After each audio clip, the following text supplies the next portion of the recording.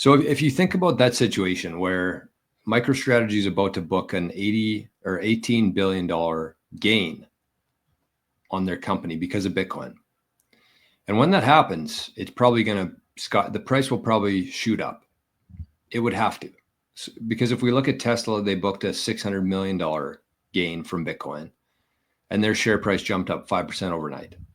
So you'd think, regardless of, you can't really say that it's going to jump up 50% or something stupid like that, but it will jump up.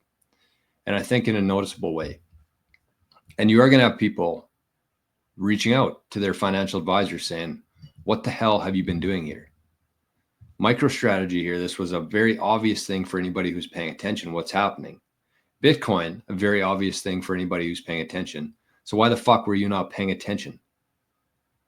There's going to be a lot of this over the next couple of years. There's going to be a lot of very unhappy clients for at financial advisory firms around MicroStrategy and Bitcoin.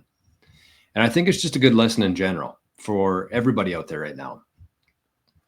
And if you think about it like this, what's the term that I'm looking for is lifelong learners, essentially.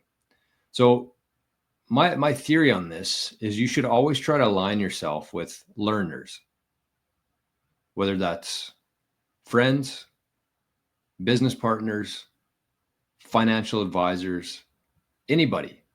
You should always be looking for people who learn, want to learn, actively learning every single day. Because if you think about most financial advisors out there over the age of like 55, 60, they've pretty much mailed it in, right? And I don't want to say everybody, because I've actually talked to some really, but that's exactly my point here, is the people I've talked to, they're learners. They understand what's kind of happening with Bitcoin. At least they caught their attention and they're actively trying to learn more about it. Those are learners. And I've talked to a few of them. I work with a couple of them. But on the flip side, there's a lot of people who are 55, 60 in this financial advisory role. They've had clients for 30 years. They've just been taking fees every year from their funds. Probably, even if they're performing well, they're at a stage now where they're done learning.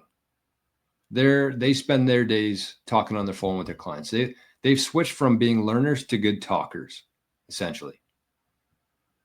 And so I think it's just a really good lesson for us and for everybody out there, is you should always try to align yourself with lifelong learners, because they're always looking to grow. They're growing.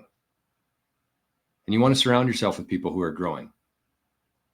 And so if you compare that to somebody who's just, mailed it in for the next 5-10 years, they know they're good. Like there's not a whole lot that can harm them at this point. And maybe some of them do a little bit of learning, but for the most part, they just spend their days talking to clients.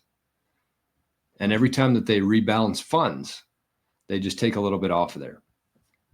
So try to, in life, align yourself with the people who are learners. I think that you'll get much further ahead. And that's just one example with the financial advisor, but it's pretty much applicable to all aspects.